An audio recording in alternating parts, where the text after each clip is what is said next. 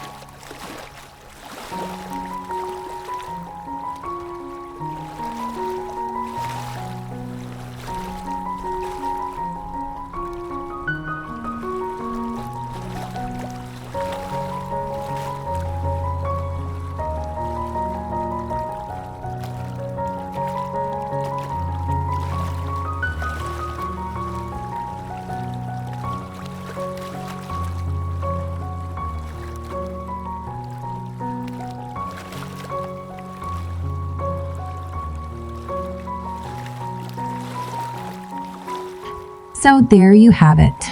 Simple, budget-friendly ways to bring that farmhouse charm into your home without emptying your wallet. Remember, the best decor comes from the heart and reflects your personal style. So here is a little life lesson I've learned. Home is not a place. It's a feeling. It's not about how much you spend, but about the love and creativity you put into it.